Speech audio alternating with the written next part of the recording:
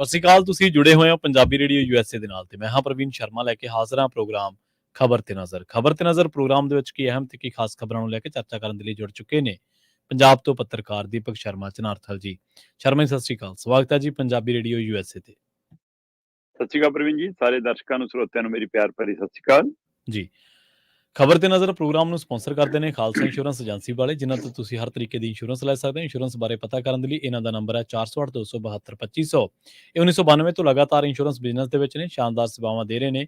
America ਭਰ ਦੇ ਵਿੱਚ ਇੰਸ਼ੋਰੈਂਸ ਕਰਦੇ ਨੇ। ਓਬਾਮਾ ਕੇਅਰ, ਮੈਡੀਕੇਅਰ ਜਾਂ ਫਿਰ ਕਵਰਡ ਕੈਲੀਫੋਰਨੀਆ ਬਾਬਤ ਤੁਸੀਂ ਕੋਈ ਸਲਾਹ ਲੈਣੀ ਹੈ ਜਾਂ ਪਾਲਿਸੀ ਕਰਵਾਉਣ ਦੇ ਲਈ ਅੱਜ ਹੀ ਕਾਲ ਕਰੋ 408-272-2500 ਤੇ। ਟਰਕੀਆਨਾ ਇਮੀਗ੍ਰੇਸ਼ਨ ਲਾ ਫਰਮ ਵਾਲੇ ਜੇ ਟਰਕੀਆਨਾ ਅਟਾਰਨੀ ਟਰਕੀਆਨਾ ਦੇ ਨਾਲ ਤੁਸੀਂ US ਇਮੀਗ੍ਰੇਸ਼ਨ ਬਾਬਤ ਕੋਈ ਵੀ ਸਲਾਹ ਕਰਨੀ ਹੈ, ਕੋਈ ਵੀ ਸਵਾਲ ਪੁੱਛਣਾ ਤੇ ਇਹਨਾਂ ਦਾ ਨੰਬਰ ਹੈ 4159090503। ਗੁਰਦੀਪ ਸਿੰਘ ਗੁਰਦੀਪ ਲੋਬੀ, Satnam Singh Shergill Selma Visalia family, Kabal Singh Fresno, Mandeep Singh Sandeep Kaur San Jose, Gurpal Singh Sacramento ਤੇ ਸਰਬਜੀਤ ਸਿੰਘ ਸ਼ੋਕਰ ਟਰਲਕ ਤੋਂ। ਇਹਨਾਂ ਸਾਰੇ ਹੀ ਸਪਾਂਸਰਸ ਦਾ ਬਹੁਤ ਬਹੁਤ ਧੰਨਵਾਦ। ਤੇ ਜੇਕਰ ਤੁਸੀਂ ਵੀ ਪੰਜਾਬੀ ਰੇਡੀਓ USA ਦੇ ਇਹਨਾਂ ਪ੍ਰੋਗਰਾਮਾਂ ਨੂੰ ਸਪਾਂਸਰ ਕਰਨਾ ਚਾਹੁੰਦੇ ਹੋ ਤਾਂ ਸਟੂਡੀਓ ਦਾ ਨੰਬਰ ਹੈ 408-272-5200। ਅੱਜ ਦਾ ਇਹ ਖਬਰ ਤੇ ਨਜ਼ਰ ਪ੍ਰੋਗਰਾਮ ਸਾਲ 2024 ਦੀ 8 ਫਰਵਰੀ ਦਾ ਪ੍ਰੋਗਰਾਮ ਹੈ ਤੇ ਦਿਨ ਅੱਜ ਵੀਰਵਾਰ ਹੈ। ਸ਼ਰਮਾ ਜੀ, ਖਬਰਾਂ ਦੇ ਵੱਲ ਆਈਏ। ਸ਼ੁਰੂਆਤ ਕਰੀਏ ਆਪਾਂ ਸਰਕਾਰ ਤੋਂ। ਸਰਕਾਰ ਕਿਤੇ ਵੀ ਪਹੁੰਚ ਸਕਦੀ ਹੈ। ਸਰਕਾਰ ਕੋਲੇ ਟਰੈਵਲ ਕਰਨ ਦੇ ਲਈ ਸਰਕਾਰ ਨੂੰ ਕੋਈ ਦਿੱਕਤ ਨਹੀਂ ਹੈ, ਕੋਈ ਉਹਨਾਂ ਨੂੰ ਔਖ ਨਹੀਂ ਝੱਲਣੀ ਪੈਂਦੀ। ਕਹਿੰਦੇ ਇਦੋਂ ਪਹਿਲਾਂ ਕਿਸਾਨ ਦਿੱਲੀ ਪਹੁੰਚਦੇ, ਸਰਕਾਰ ਚੰਡੀਗੜ੍ਹ ਪਹੁੰਚ ਗਈ ਜੀ। ਪ੍ਰਵੀਨ ਜੀ, ਬਿਲਕੁਲ। ਪੰਜਾਬ ਦੀਆਂ ਕਿਸਾਨ ਜਥੇਬੰਦੀਆਂ ਹੋਰਾਂ ਵੱਲੋਂ ਜਿਹੜੀਆਂ SKM ਗੈਰ ਰਾਜਨੀਤਿਕ ਤੇ ਕਿਸਾਨ ਮਜ਼ਦੂਰ ਸੰਘਰਸ਼ ਕਮੇਟੀ ਪੰਨੂ ਪੰਧੇਰ ਹੈ, ਉਹਨਾਂ ਵੱਲੋਂ ਐਲਾਨ ਕੀਤਾ ਸੀ ਕਿ ਅਸੀਂ 13 ਫਰਵਰੀ ਨੂੰ ਦਿੱਲੀ ਆ ਰਹੇ ਹਾਂ ਜੀ।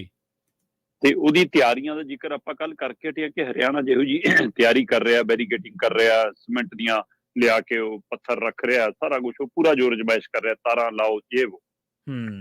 ਉਧਰ ਨੋਇਡਾ ਦੇ ਵਿੱਚ ਜ਼ਮੀਨ ਐਕਵਾਇਰ ਵਾਲੇ ਮਾਮਲੇ ਨੂੰ ਲੈ ਕੇ ਜਿਹੜੇ ਕਿਸਾਨ ਪ੍ਰਦਰਸ਼ਨ ਕਰ ਰਹੇ ਸੀ, ਉਹਨਾਂ ਨੇ ਦਿੱਲੀ ਕੂਚ ਕਰਤਾ ਕੱਲ ਤੇ ਖਾਸਾ ਖਿੱਚੋਤਾਣ ਹੋਈ ਤੇ ਹਾਈਵੇ ਵੀ ਬੰਦ ਹੋ ਗਿਆ, ਆਗਰਾ ਐਕਸਪ੍ਰੈਸ ਵੇ ਵੀ ਬੰਦ ਹੋ ਗਿਆ।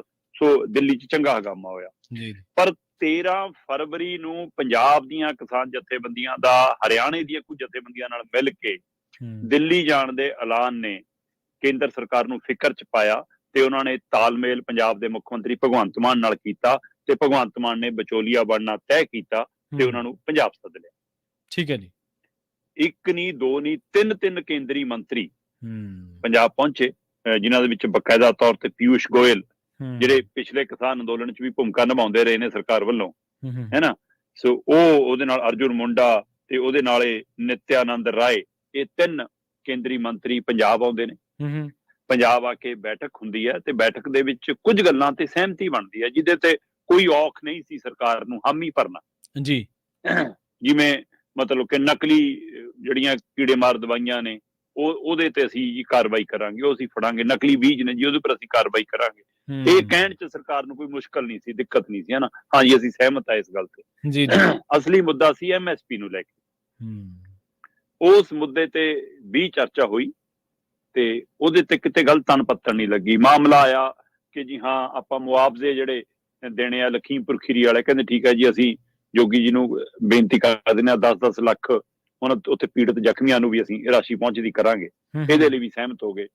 ਫਿਰ ਕਹਿੰਦੇ ਜੀ ਸਾਡੇ ਕੇਸ ਪਏ ਨੇ, ਉਹ ਕਹਿੰਦੇ ਜੀ 4000 ਦੇ ਕਰੀਬ ਕੇਸ ਸੀ, 3000 ਕੇਸ ਤਾਂ ਲਗਭਗ ਅਦਾਲਤਾਂ 'ਚ ਉਸ ਪ੍ਰਕਿਰਿਆ 'ਚ ਪਾ ਦਿੱਤੇ ਗਏ ਨੇ ਕਿ ਹੁਣ ਵਾਪਸ ਹੋ ਜਾਣਗੇ, ਖਤਮ ਹੋਣਗੇ। ਅਦਾਲਤਾਂ 'ਚ ਨੇ, ਇਸ ਲਈ ਸਮਾਂ ਲੱਗ ਗਿਆ ਜੀ ਤੇ ਪਰ ਅਸੀਂ ਉਸ ਪ੍ਰਕਿਰਿਆ 'ਚ ਹੈਗੇ ਆ ਜੀ। ਠੀਕ ਹੈ ਜੀ, ਇਹ ਵੀ ਅੱਗੇ ਆ ਜਾਓ। ਸੋ ਇਸ ਤਰ੍ਹਾਂ ਜਿਹੜੀ ਚਰਚਾ ਚੱਲੀ, ਉਹ ਚਰਚਾ ਦੇ ਵਿੱਚ ਕਿਤੇ ਨਾ ਕਿਤੇ ਕੇਂਦਰ ਨੇ ਇਹ ਦਿਖਾਉਣ ਦੀ ਕੋਸ਼ਿਸ਼ ਕੀਤੀ ਕਿ ਅਸੀਂ ਫਿਕਰਮੰਦ ਹਾਂ ਜੀ। ਅਸਲ 'ਚ ਉਹ ਕਿਸਾਨੀ ਮਸਲਿਆਂ ਨੂੰ ਲੈ ਕੇ ਫਿਕਰਮੰਦ ਨਹੀਂ ਹੈਗੇ ਪ੍ਰਵੀਨ ਜੀ। ਅਸਲ 'ਚ ਉਹ ਪਿਛਲੇ ਉਹ ਦੁੱਧ ਦੇ ਫੁਕੇ ਹੁਣ ਲੱਸੀ ਨੂੰ ਫੂਕਾ ਮਾਰਦੇ ਨੇ। ਉਹਨਾਂ ਨੂੰ ਲੱਗਦਾ ਕਿ ਪਿਛਲਾ ਸੀ ਜਿਹੜਾ ਤਾਪ ਝੱਲ ਲਿਆ ਦਿੱਲੀ ਵਾਲਾ, ਉਹ 2024 ਤੋਂ ਪਹਿਲਾਂ ਨਾ ਚੱਲਣਾ ਪਏ ਜੀ। ਇਸ ਲਈ ਉਹਨਾਂ ਨੇ ਇਹ ਚਾਰਜੋਈ ਕੀਤੀ ਤੇ ਪਿਊਸ਼ ਗੋਇਲ ਚਾਹੁੰਦੇ ਸੀਗੇ ਕਿ ਮੈਂ ਮਾਹੌਲ ਨੂੰ ਥੋੜਾ ਜਿਹਾ ਸੌਖਾ ਕਰ ਲਵਾਂ। ਅਰੇ ਕਿसान भाइयों, आप तो दिल्ली जब आए थे तब भी हमसे कह रहे थे आपको साग मक्की की रोटी खिलाएंगे, आपने तो अपना वादा पूरा नहीं किया। ਉਹ ਹਾਸਾ ਕਰਨ ਦੀ ਕੋਸ਼ਿਸ਼ ਕੀਤੀ ਉਹਨੇ ਮੀਟਿੰਗ 'ਚ, ਹੈ ਨਾ। ਸੋ ਪਰ ਤਾਂ ਵੀ ਇਸ ਦੇ ਬਾਵਜੂਦ ਅਹਿਮ ਪਹਿਲੂ ਜਿਹੜਾ ਉੱਭਰ ਕੇ ਆਇਆ ਪ੍ਰਵੀਨ ਜੀ, ਉਹ ਇਹ ਆ ਕਿ ਜਿਹੜੀਆਂ ਮੰਗਾਂ ਮੰਨੀਆਂ ਗਈਆਂ ਉਹਨਾਂ ਦੇ ਵਿੱਚ ਕਿਸਾਨਾਂ ਤੇ ਦਰਜ ਮੁਕੱਦਮੇ ਵਾਪਸ ਲੈਣ ਵਾਲੀ ਗੱਲ, ਠੀਕ ਹੈ ਜੀ, ਨਕਲੀ ਬੀਜਾਂ ਵਾਲੀ ਗੱਲ, ਨਕਲੀ ਸਪਰੇਅ ਵਾਲੀ ਗੱਲ, ਨਕਲੀ ਦਵਾਈਆਂ ਵਾਲੀ ਗੱਲ, ਇਹਨੂੰ ਬਣਾਉਣ ਵਾਲੀਆਂ ਕੰਪਨੀਆਂ ਤੇ ਕਾਰਵਾਈ ਦੀ ਗੱਲ ਜੀ ਹੈ ਨਾ, ਫਿਰ ਇਹਦੇ ਨਾਲ ਉਹਨਾਂ ਨੂੰ ਸਜ਼ਾ ਦੇਣ ਦੇ ਉੱਤੇ ਸਹਿਮਤੀ, ਫਿਰ ਇਸ ਤੋਂ ਇਲਾਵਾ ਪਰਾਲੀ ਤੇ ਐਮਐਸਪੀ ਨੂੰ ਲੈ ਕੇ ਕਈ ਮੁੱਦਿਆਂ ਤੇ ਬੈਠਕ ਦੇ ਦੌਰਾਨ ਚਰਚਾ ਹੋਈ ਤੇ ਪਰਾਲੀ ਔਰ ਐਮਐਸਪੀ ਨੂੰ ਲੈ ਕੇ ਕੋਈ ਫੈਸਲਾ ਨਹੀਂ ਹੋ ਸਕਿਆ। ਹਾਂ, ਜਿੱਥੋਂ ਤੱਕ ਇਹ ਹੈ ਕਿ ਦਿੱਲੀ ਕੂਚ ਫਿਲਹਾਲ ਕਿਸਾਨ ਜਥੇਬੰਦੀਆਂ ਨੇ ਦਿੱਲੀ ਕੂਚ ਵਾਪਸ ਨਹੀਂ ਲਿਆ। ਉਹਨਾਂ ਨੇ ਕਿਹਾ ਕਿ ਬਹੁਤ ਸੁਖਾਵੇਂ ਮਾਹੌਲ 'ਚ ਮੀਟਿੰਗ ਹੋਈ ਹੈ। ਠੀਕ ਹੈ ਜੀ। ਮੁੱਖ ਮੰਤਰੀ ਭਗਵੰਤ ਮਾਨ ਹੋਰਾਂ ਨੇ ਦਿੱਲੀ ਵਾਲੇ ਕੇਂਦਰੀ ਮੰਤਰੀਆਂ ਨਾਲ ਮੀਟਿੰਗ ਤੋਂ ਪਹਿਲਾਂ ਕਿਸਾਨ ਜਥੇਬੰਦੀਆਂ ਨਾਲ ਆਪ ਮੀਟਿੰਗ ਕੀਤੀ, ਫਿਰ ਉਹਨਾਂ ਨਾਲ ਉਹਨਾਂ ਦੀ ਬੈਠਕ ਕਰਾਈ, ਵਿੱਚ ਆਪ ਬੈਠੇ। ਸੋ ਇਸ ਸਭ ਦੇ ਦਰਮਿਆਨ ਉਧਰ ਹਰਿਆਣੇ 'ਚ ਹੋਰ ਤੇਜ਼ੀ ਨਾਲ ਤਿਆਰੀ ਨਜ਼ਰ ਆਈ। ਉੱਥੋਂ ਦੇ ਗ੍ਰਹਿ ਮੰਤਰੀ ਅਨਿਲ ਵਿਜ, ਉੱਥੋਂ ਦੇ ਡੀਜੀਪੀ, ਉਹਨਾਂ ਦੇ ਬਿਆਨ ਕਿ ਅਸੀਂ ਸ਼ਾਂਤੀ ਭੰਗ ਨਹੀਂ ਕਰਨ ਦਿਆਂਗੇ, ਪੂਰੀ ਤਿਆਰੀ ਹੈ, ਚਾਹੇ ਉਹ ਯੂਪੀ ਵਾਲਾ ਬਾਰਡਰ ਹੋਵੇ ਸਾਡਾ, ਚਾਹੇ ਰਾਜਸਥਾਨ ਵਾਲਾ ਬਾਰਡਰ ਹੋਵੇ, ਚਾਹੇ ਪੰਜਾਬ ਵਾਲੇ ਬਾਰਡਰ ਹੋਣ, ਸੋ ਅਸੀਂ ਉਹਦੀ ਤਿਆਰੀ ਕਰ ਰਹੇ ਹਾਂ। ਪਰ ਇੱਧਰ ਤਿਆਰੀ ਕਹਿੰਦੇ ਕੇਂਦਰ ਦੀ ਇਹ 3 ਮੈਂਬਰੀ ਮੰਤਰੀਆਂ ਦੀ ਕਮੇਟੀ ਵੀ ਕਰਕੇ ਆਈ ਸੀ। ਠੀਕ ਹੈ। ਹੁਣ ਇਹ ਸਾਰਾ ਕੁਝ ਕਿ ਆਹ ਗੱਲਾਂ ਤੇ ਸਹਿਮਤੀ ਬਣ ਗਈ, ਐਮਐਸਪੀ ਤੇ ਨਹੀਂ ਬਣ ਗਈ, ਇਹ ਬਿਆਨਬਾਜ਼ੀ ਦੇ ਰੂਪ ਦੇ ਵਿੱਚ ਕਿਸਾਨ ਜਥੇਬੰਦੀਆਂ ਵੱਲੋਂ ਵੀ ਤੇ ਕੇਂਦਰ ਦੇ ਹਵਾਲੇ ਨਾਲ ਵੀ ਗੱਲ ਬਾਹਰ ਆ ਗਈ। ਪਰ ਦੂਸਰੀ ਗੱਲ ਅੱਜ ਹੋ ਸਕਦਾ ਇੱਕ ਨੋਟੀਫਿਕੇਸ਼ਨ ਦੇ ਰੂਪ ਚ ਬਾਹਰ ਆਵੇ ਜੀ। ਉਹ ਗੱਲ ਇਹ ਹੈ ਕਿ ਬਕਾਇਦਾ ਤੌਰ ਤੇ ਇੱਕ 4 ਮੈਂਬਰੀ ਕਮੇਟੀ ਬਣਾਉਣ ਤੇ ਕਹਿੰਦੇ ਗੁਪਤ ਸਮਝੌਤਾ ਹੋਇਆ ਅੰਦਰ। ਜੀ ਜੀ। ਉਹ 4 ਮੈਂਬਰੀ ਕਮੇਟੀ ਦੇ ਵਿੱਚ ਖੁਰਾਕ ਐਂਡ ਸਪਲਾਈ ਵਿਭਾਗ ਦਾ ਕੇਂਦਰੀ ਸਕੱਤਰ ਜਿਹੜਾ ਵਿਭਾਗ ਦਾ ਹੋਊਗਾ ਉਹ, ਇਸੇ ਤਰ੍ਹਾਂ ਖੇਤੀਬਾੜੀ ਮਹਿਕਮੇ ਦਾ, ਇਸੇ ਤਰ੍ਹਾਂ ਪਾਵਰ ਦਾ, ਇਸੇ ਤਰ੍ਹਾਂ ਜਲ ਬੋਰਡ ਵਾਲਾ। ਸੋ ਇਹਨਾਂ 4 ਵਿਭਾਗਾਂ ਦੇ ਕੇਂਦਰੀ ਜਿਹੜੇ ਸਕੱਤਰ ਨੇ ਸੰਬੰਧਿਤ ਵਿਭਾਗ ਦੇ, ਉਹਨਾਂ ਦੀ ਅਗਵਾਈ 'ਚ ਇੱਕ ਕਮੇਟੀ ਬਣੂਗੀ ਤੇ ਉਹਦੇ ਨਾਲ ਹੋ ਸਕਦਾ ਇਹਨਾਂ ਕਿਸਾਨ ਨੁਮਾਇੰਦਿਆਂ ਦੀ 11 ਜਾਂ 12 ਤਰੀਕ ਨੂੰ ਇੱਕ ਦਿੱਲੀ 'ਚ ਬੈਠਕ ਹੋਵੇ ਤੇ ਉੱਥੇ ਫਿਰ ਇੱਕ ਹੋਰ 2-4 ਮਿੱਠੀਆਂ ਗੋਲੀਆਂ ਜਾਂ ਅਗਲੇ ਕੁਝ ਵਾਅਦੇ, ਕਿਉਂਕਿ ਗੈਰ ਰਾਜਨੀਤਿਕ ਦਲ ਵੀ ਕੁਝ ਰਾਜਨੀਤਿਕ ਇੱਛਾਵਾਂ ਰੱਖਦਾ ਪ੍ਰਵੀਨ ਜੀ। ਇਸ ਦੀ ਸੁਰਗਾਟ ਵੀ ਹੈ ਜਿਹਦੇ ਵਿੱਚ ਕਹਿੰਦੇ ਕਿ ਪੰਜਾਬ ਸਰਕਾਰ ਵੀ ਰੋਲ ਨਿਭਾ ਰਹੀ ਆ, ਪਰ ਕਿਸਾਨ ਜਥੇਬੰਦੀਆਂ ਇਸ ਗੱਲ ਦੇ ਲਈ ਜਾਂ ਇਹਨਾਂ ਦੇ ਨਾਲ ਦੀਆਂ ਸੰਬੰਧਿਤ ਜਥੇਬੰਦੀਆਂ ਕਹਿੰਦੀਆਂ ਅਸੀਂ ਅਜੇ ਫੈਸਲਾ ਵਾਪਸ ਨਹੀਂ ਲਵਾਂਗੇ, ਚਾਹੇ ਉਹ ਅਖੀਰਲੇ ਦਿਨ ਤੱਕ ਹੋਵੇ, ਸਾਡੀ ਤਿਆਰੀ ਪੂਰੀ ਹੈ। ਇਸੇ ਨੇ ਸਰਕਾਰ ਨੂੰ ਫਿਕਰਾਂ 'ਚ ਪਾਇਆ।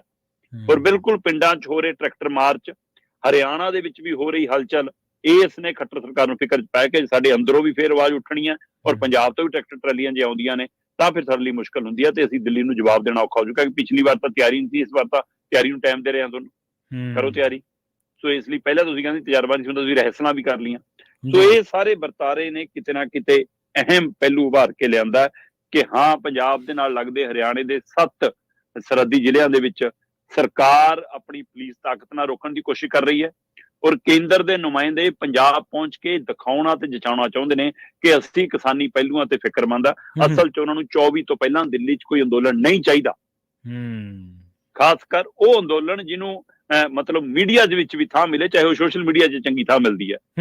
ਸੋ ਇਸ ਲਈ ਉਹ ਇਸ ਅੰਦੋਲਨ ਦੇ ਹਵਾਲੇ ਨਾਲ ਉਹ ਪੰਜਾਬ ਆਏ ਸੀ ਔਰ ਪਤਾ ਇਹੋ ਲੱਗ ਰਿਹਾ ਪ੍ਰਵੀਨ ਜੀ ਕਿ ਬਕਾਇਦਾ ਤੌਰ ਤੇ 4 ਵਿਭਾਗਾਂ ਦੇ, ਪਾਵਰ ਵਿਭਾਗ, ਗ੍ਰਹਿ ਵਿਭਾਗ, ਖੇਤੀ ਵਿਭਾਗ, ਖੁਰਾਕ ਸਪਲਾਈ ਵਿਭਾਗ ਜਾਂ ਜਲ ਬੋਰਡ ਦਾ ਵਿਭਾਗ, ਇਹਨਾਂ ਦੇ 4 ਮੈਂਬਰ 5 ਮੈਂਬਰਾਂ ਦੀ ਇੱਕ ਕਮੇਟੀ ਅੱਜ ਨੋਟੀਫਿਕੇਸ਼ਨ ਦੇ ਰੂਪ ਸਾਹਮਣੇ ਆ ਜਾਏਗੀ ਜਿਹਦੀ ਸੰਭਾਵਨਾ ਤੇ ਉਹ ਤੋਂ ਬਾਅਦ ਫਿਰ ਇਹਨਾਂ ਨੂੰ 11 ਜਾਂ 12 ਤਰੀਕ ਨੂੰ ਦਿੱਲੀ ਸੱਦਿਆ ਜਾ ਸਕਦਾ। ਕਿਸਾਨ ਜਥੇਬੰਦੀਆਂ ਦੇ ਨੁਮਾਇੰਦੇ ਡੱਲੇਵਾਲ ਹੋਰੀ ਵੀ, ਪੰਨੂ ਪੰਦੇਰ ਹੋਰੀ ਵੀ, ਉਹ ਕਹਿੰਦੇ ਗੱਲਬਾਤ ਦਾ ਰਾਹ ਖੁੱਲ੍ਹਾ, ਅਸੀਂ ਗੱਲਬਾਤ ਦੇ ਲਈ ਤਿਆਰ ਹੈ, ਪਰ ਇਹਦਾ ਮਤਲਬ ਇਹ ਨਹੀਂ ਕਿ ਅਸੀਂ ਆਪਣਾ ਫੈਸਲਾ ਜੇ ਬਦਲ ਲਿਆ। ਫੈਸਲਾ ਅਸੀਂ ਸਰਕਾਰ ਦੀ ਨੀਅਤ ਔਰ ਐਲਾਨ ਤੇ ਫੈਸਲੇ ਤੇ ਉੱਤੇ ਜਾ ਕੇ ਨਿਰਭਰ ਕਰਾਂਗੇ। ਸੋ ਇਸ ਲਈ ਇੱਕ ਤਰ੍ਹਾਂ ਨਾਲ ਕਿਸਾਨ ਜਥੇਬੰਦੀਆਂ ਦਬਾਅ ਬਣਾਉਣ 'ਚ ਕਾਮਯਾਬ ਹੋਈਆਂ ਨੇ ਔਰ ਉਹ 'ਚ ਪੰਜਾਬ ਸਰਕਾਰ ਨੇ ਵੀ ਆਪਣੀ ਅਸਾਰੂ ਭੂਮਿਕਾ ਨਿਭਾਈ ਹੈ। ਪਰ ਕੇਂਦਰ ਦੀ ਨੀਅਤ ਤੇ ਹਮੇਸ਼ਾ ਸਵਾਲ ਰਿਹਾ ਪ੍ਰਵੀਨ ਜੀ। ਕਿੰਨੇ ਵਾਅਦੇ ਤੱਕ 3 ਖੇਤੀ ਕਾਨੂੰਨ ਵਾਪਸ ਲੈਣ ਲੱਗੇ ਵੀ ਹੋਏ ਸੀ, ਸੋ ਉਹ ਵਾਅਦਿਆਂ ਨੂੰ ਅਜੇ ਤੱਕ ਬੂਰ ਨਹੀਂ ਪਿਆ, ਚਾਹੇ ਉਹ ਬਿਜਲੀ ਵਾਲਾ ਸੀ, ਚਾਹੇ ਉਹ ਪਰਾਲੀ ਵਾਲਾ ਸੀ, ਚਾਹੇ ਉਹ ਮਤਲਬ ਕਿ ਐਮਐਸਪੀ ਨੂੰ ਲੈ ਕੇ ਕਮੇਟੀ ਬਣਾਉਣ ਨੂੰ ਲੈ ਕੇ ਸੀਗਾ, ਉਹ ਸਾਰੇ ਸੀ। ਸੋ ਹੁਣ ਆਹ 4 ਮੈਂਬਰੀ ਕਮੇਟੀ ਜੇ ਅੱਜ ਹੋਂਦ 'ਚ ਆਉਂਦੀ ਆ ਤੇ ਉਹਦੀ ਬੈਠਕ ਦੇ ਲਈ ਦਿੱਲੀ ਜਾਂਦੇ ਨੇ, ਉਸ ਤੋਂ ਬਾਅਦ ਫਿਰ ਸਪਸ਼ਟ ਹੋਏਗਾ ਕਿ ਅੰਦੋਲਨ ਦਿੱਲੀ ਜਾਏਗਾ ਜਾਂ ਨਹੀਂ। ਪਰ ਫਿਲਹਾਲ ਅੰਦੋਲਨ ਦੀ ਤਿਆਰੀ ਹੈ ਪਰ ਹਰਿਆਣਾ ਸਰਕਾਰ ਨੂੰ ਰੋਕਣ ਦੀ ਤਿਆਰੀ 'ਚ ਹੈ ਤੇ ਉਹ ਰਹਿਸਲਾਂ ਤੱਕ ਕਰ ਰਹੀ ਹੈ ਪ੍ਰਵੀਨ। ਰਹਿਸਲਾਂ ਵਾਲੀ ਤਾਂ ਆਪਾਂ ਕੱਲ ਵੀ ਖਬਰ ਕੀਤੀ ਸ਼ਰਮਾ ਜੀ। ਅਗਲੀ ਖਬਰ ਦੇ ਵੱਲ ਵਧੀਏ ਤੇ ਗੱਲ ਕਰੀਏ ਸਿਆਸੀ ਗੱਠਜੋੜਾਂ ਦੀ। ਅਕਾਲੀ ਦਲ ਨੇ ਕਹਿੰਦੇ ਭਾਜਪਾ ਨੂੰ ਪਾਈ ਜੱਫੀ, ਐਲਾਨ ਕਿਸੇ ਵੀ ਸਮੇਂ ਹੋ ਸਕਦਾ। ਪ੍ਰਵੀਨ ਜੀ, ਮੈਨੂੰ ਨਹੀਂ ਸਮਝ ਆ ਰਿਹਾ ਕਿ ਇਸ ਸਵਾਲ ਨੂੰ ਲੈ ਕੇ ਰਾਜਨੀਤਿਕ ਧਿਰਾਂ ਹਰ ਰੋਜ਼ ਨਵੇਂ ਪਹਿਲੂ ਤੋਂ ਕਿਉਂ ਸੋਚਦੀ। 2020 ਦੇ ਵਿੱਚ ਐਲਾਨ ਹੋਇਆ ਸੀ ਦੇ ਦੌਰਾਨ ਕਿ ਅਸੀਂ 9 ਮਾਸ ਦਾ ਰਿਸ਼ਤਾ ਤੋੜਦੇ ਹਾਂ, ਪਿਛਲੇ 22 ਸਾਲਾਂ ਦਾ ਰਿਸ਼ਤਾ ਅਸੀਂ ਤੋੜਦੇ ਹਾਂ। ਪਰ ਮੇਰਾ ਮੰਨਣਾ ਇਹ ਹੈ ਕਿ ਉਸ ਦਿਨ ਦਾ ਰਿਸ਼ਤਾ ਕਾਇਮ ਹੈ। ਠੀਕ ਹੈ ਜੀ। ਉਵੇਂ ਨਹੀਂ ਟੁੱਟਿਆ ਸੀ। ਜੇ ਰੁੱਸ ਕੇ 4 ਮਹੀਨਿਆਂ ਲਈ ਘਰ ਵਾਲੀ ਪੇਕੇ ਚੱਲ ਜਾਵੇ ਤੇ ਬੰਦਾ ਜਾ ਕੇ ਮਨਾ ਲਿਆਵੇ, ਇਹਦਾ ਮਤਲਬ ਇਹ ਨਹੀਂਗਾ ਕਿ ਤਲਾਕ ਹੀ ਹੋ ਜਾਂਦਾ ਹਰ ਕੇਸ 'ਚ। ਸੋ ਇਸ ਲਈ ਇਹ ਰੁੱਸੇ ਜੋੜੇ ਫਿਰ ਮੰਨਣ ਜਾ ਰਹੇ ਨੇ, ਕਿਉਂਕਿ ਪ੍ਰਕਾਸ਼ ਸਿੰਘ ਬਾਦਲ ਕਹਿੰਦੇ ਹੁੰਦੇ ਸੀ ਸਾਡਾ ਤਾਂ ਪਤੀ ਪਤਨੀ ਵਾਲਾ ਰਿਸ਼ਤਾ ਹੈ। ਸੋ ਇਸ ਵਾਰ ਇੱਕ ਵਾਰ ਫਿਰ ਇੱਕ ਪਾਸੇ ਪੰਜਾਬ ਦੇ ਵਿੱਚ ਪੰਜਾਬ ਬਚਾਓ ਯਾਤਰਾ ਕਰ ਰਿਹਾ ਅਕਾਲੀ ਦਲ, ਦੂਸਰੇ ਪਾਸੇ ਅਕਾਲੀ ਦਲ ਇਸ ਸਮੇਂ ਰਸਮੀ ਤੌਰ ਦੇ ਉੱਤੇ ਬਹੁਜਨ ਸਮਾਜ ਪਾਰਟੀ ਨਾਲ ਗੱਠਜੋੜ 'ਚ ਹੈ। ਹਾਂਜੀ। ਤੀਸਰੇ ਪਾਸੇ ਮਾਝੇ ਦੇ ਵਿੱਚ ਉਸ ਨੂੰ ਇੱਕ ਠੀਕ ਠਾਕ ਹੁੰਗਾਰਾ ਵੀ ਮਿਲਿਆ ਜੀ, ਪੰਜਾਬ ਬਚਾਓ ਯਾਤਰਾ ਦੇ ਦੌਰਾਨ ਪਹਿਲਾਂ ਨਾਲੋਂ ਥੋੜਾ ਜਿਹਾ ਹੁੰਗਾਰਾ ਵੱਧ ਮਿਲਿਆ। ਸੋ ਇਹ ਸਭ ਦੇ ਦਰਮਿਆਨ ਸਿੱਧੇ ਰੂਪ 'ਚ ਸੁਖਬੀਰ ਬਾਦਲ ਖੁਦ ਭਾਜਪਾ ਹਾਈ ਕਮਾਂਡ ਨਾਲ ਸੰਪਰਕ 'ਚ। ਠੀਕ ਹੈ, ਡਾਇਰੈਕਟ ਹੈ ਜੀ। ਡਾਇਰੈਕਟ ਦੇ ਵਿੱਚ ਗੱਲਬਾਤ ਹੁਣ ਸੀਟ ਸ਼ੇਅਰਿੰਗ ਤੇ ਆ ਕੇ ਰੁਕੀ ਹੈ।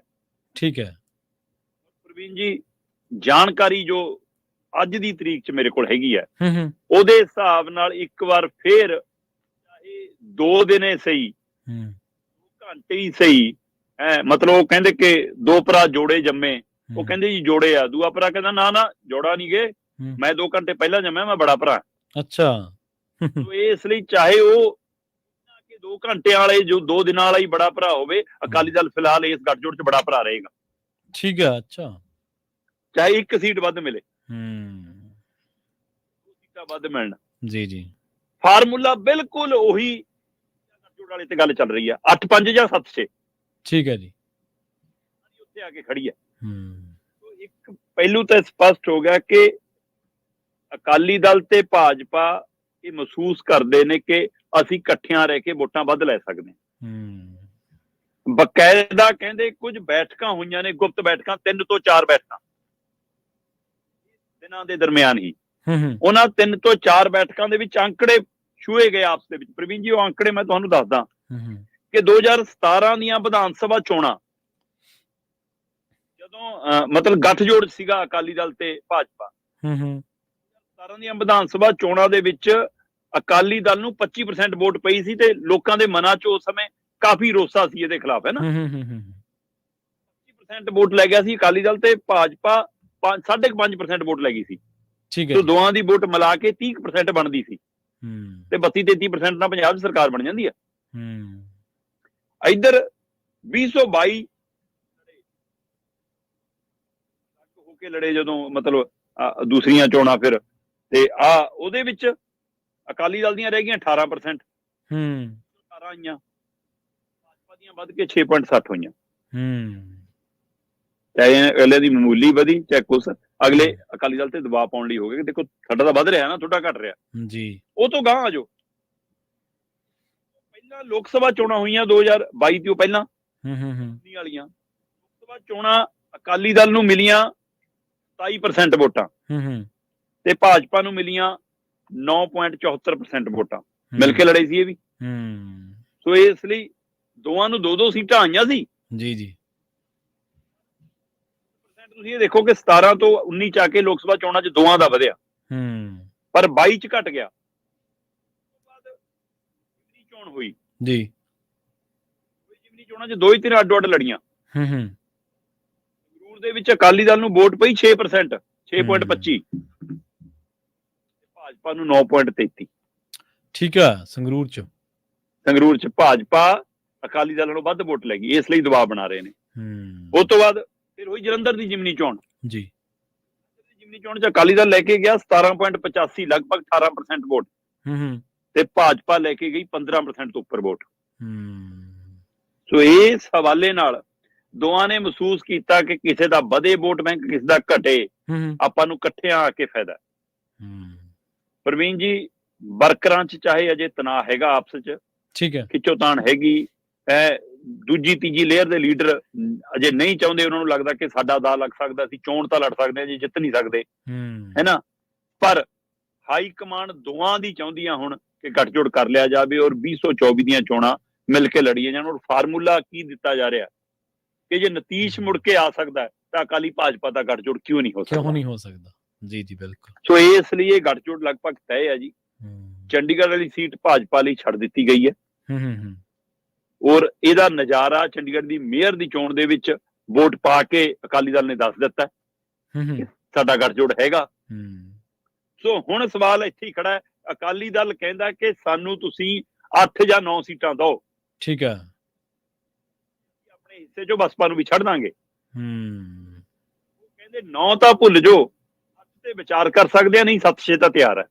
ਅੱਛਾ, ਇਸ ਲਈ ਜੇ ਹੁਣ 8-5 ਹੁੰਦੀਆਂ ਨੇ, 1 ਜਾਂ 2 ਸੀਟਾਂ ਅਕਾਲੀ ਦਲ ਨੂੰ ਜੇ ਬਸਪਾ ਨੂੰ ਨਾਲ ਰੱਖਣਾ ਜਾਂ ਰਹਿੰਦੀ ਹੈ ਤਾਂ ਛੱਡਣੀਆਂ ਪੈਣਗੀਆਂ ਆਪਣੇ ਕੋਟੇ ਚੋਂ। ਸੋ ਇਸ ਪਹਿਲੂ ਦੇ ਉੱਤੇ ਆ ਕੇ ਸਥਿਤੀ ਖੜੀ ਹੈ। ਸੋ ਇਹ ਗੱਠਜੋੜ ਬਿਲਕੁਲ ਤੈਅ ਹੈ ਜੀ, ਵੇਲੇ ਹੋ ਸਕਦਾ। ਜੀ ਜੀ। ਤੇ ਸ਼ਰਮਾ ਜੀ, ਗੱਲ ਕਰੀਏ ਜਲਿਆਂਵਾਲੇ ਬਾਗ ਦੇ ਜਿਹੜੇ ਨਵੀਨੀਕਰਨ ਹੋਇਆ ਸੀ, ਕਹਿੰਦੇ 20 ਕਰੋੜ ਦੇ ਨਵੀਨੀਕਰਨ ਦੀਆਂ ਹੁਣ ਪਰਤਾਂ ਉਤਰ ਗਈਆਂ ਜੀ। ਪ੍ਰਵੀਨ ਜੀ 2 ਸਾਲਾਂ 'ਚ ਜਲਿਆਂਵਾਲੇ ਬਾਗ ਦੀ ਸ਼ਤਾਬਦੀ ਨੂੰ ਲੈ ਕੇ 13 ਅਪ੍ਰੈਲ 2019 ਨੂੰ ਇਹਦੇ ਨਵੀਨੀਕਰਨ ਦਾ ਐਲਾਨ ਕੀਤਾ ਜਾਂਦਾ ਹੈ ਤੇ ਇਹਦੇ ਉੱਤੇ 20 ਕਰੋੜ ਰੁਪਈਆ ਦੀ ਤਜਵੀਜ਼ ਆਉਂਦੀ ਹੈ। ਜਲਿਆਂਵਾਲੇ ਬਾਗ ਦਾ ਕੰਟਰੋਲ ਸਿੱਧਾ ਕੇਂਦਰ ਕੋਲ ਹੈ। ਉਸ ਹਵਾਲੇ ਨਾਲ ਨੈਸ਼ਨਲ ਮੈਮੋਰੀਅਲ ਟਰਸਟ ਹੈ ਜਿਹੜਾ, ਉਹ ਦੇਖਦਾ ਇਹਨੂੰ। ਤੇ ਇਹ ਭਾਜਪਾ ਦੇ ਰਾਜ ਸਭਾ ਮੈਂਬਰ ਰਹੇ ਨੇ ਪੰਜਾਬ ਤੋਂ, ਤੇ ਇਸ ਕਮੇਟੀ ਦੇ ਟਰਸਟੀ ਨੇ ਸ਼ਵੇਤ ਮਲਿਕ ਹੋਰੀ, ਹੈ ਨਾ। ਉਹ ਕਹਿੰਦੇ ਅੱਛਾ ਜੀ, ਮੈਂ ਬਸ ਬਾਹਰ ਗਿਆ ਹੋਇਆ ਸੀ ਕਿਤੇ, ਮੈਂ ਵਾਪਸ ਆ ਕੇ ਸਾਰਾ ਮਾਮਲਾ ਦੇਖਦਾ। ਮਾਮਲਾ ਕੀ ਆ? ਮਾਮਲਾ ਇਹ ਕਿ ਨਵੀਨੀਕਰਨ ਹੋਇਆ।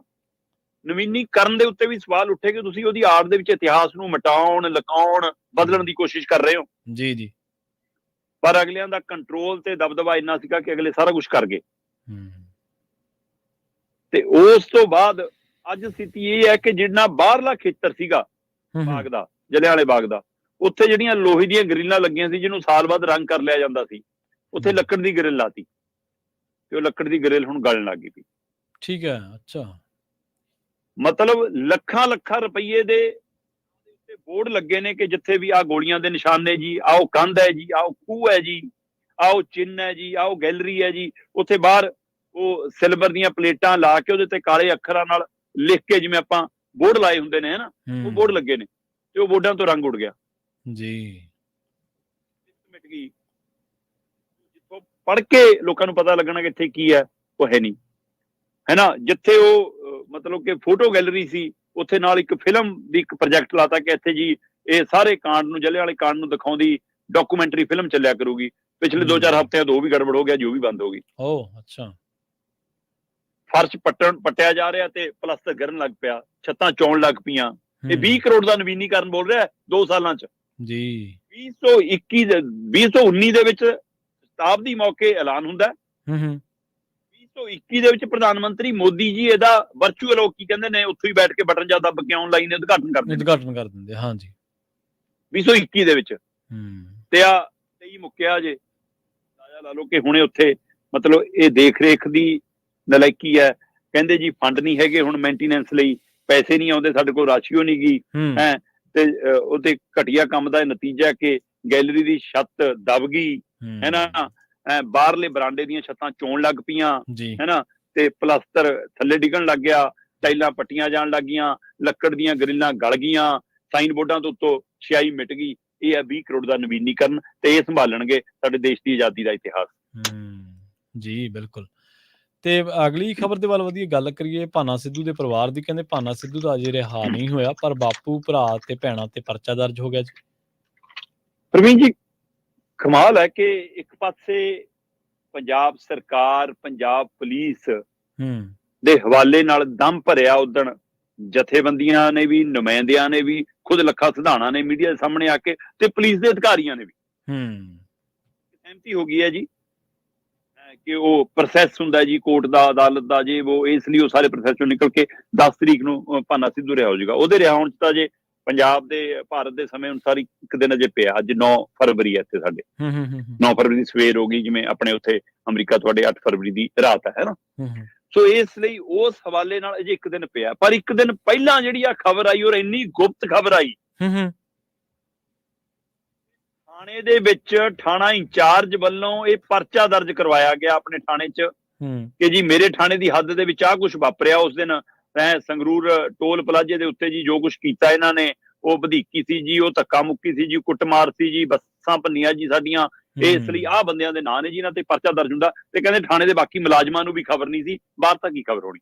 ਅੱਛਾ, ਆ ਲਓ ਜੀ, ਕਹਿੰਦੇ 3 ਫਰਵਰੀ ਨੂੰ ਭਾਨਾ ਸਿੱਧੂ ਦੀ ਰਿਹਾਈ ਦੀ ਮੰਗ ਨੂੰ ਲੈ ਕੇ ਕਿਸਾਨ ਤੇ ਹੋਰ ਜਥੇਬੰਦੀਆਂ ਵੱਲੋਂ ਜਿਹੜਾ ਸੰਗਰੂਰ ਦੀ ਮੁੱਖ ਮੰਤਰੀ ਰਹਿਤ ਤੇ ਅੱਗੇ ਧਰਨਾ ਲਾਇਆ ਜਾ ਰਿਹਾ ਸੀ, ਉਹਦੇ ਲਈ ਜਿਹੜਾ ਬਰਡਰ ਟੋਲ ਪਲਾਜ਼ਾ ਹੈ ਉਹਨੂੰ ਲੰਘਣ ਲੱਗੇ ਕਿ ਹਾਂ ਹੈ ਨਾ, ਉਸ ਟੋਲ ਪਲਾਜ਼ੇ ਉਹਦੇ ਉੱਤੇ ਜੋ ਗੜਬੜ ਹੋਈ ਹੈ ਕਹਿੰਦੇ ਜੀ, ਉਹਦੇ ਹਵਾਲੇ ਨਾਲ ਕਹਿੰਦੇ ਜੀ ਕਿ ਇਹ ਸਾਰੀ ਕਾਰਵਾਈ ਕੀਤੀ ਗਈ। ਔਰ ਇਹਦੇ ਵਿੱਚ ਤੁਸੀਂ ਇੱਥੋਂ ਦੇਖੋ ਕਿ ਕਹਿੰਦੇ ਜੀ ਭੰਨਤੋੜ ਕੀਤੀ ਹੈ, ਇਸ ਲਈ ਭਾਨਾ ਸਿੱਧੂ ਦੇ ਬਾਪੂ ਬਿੱਕਰ ਸਿੰਘ,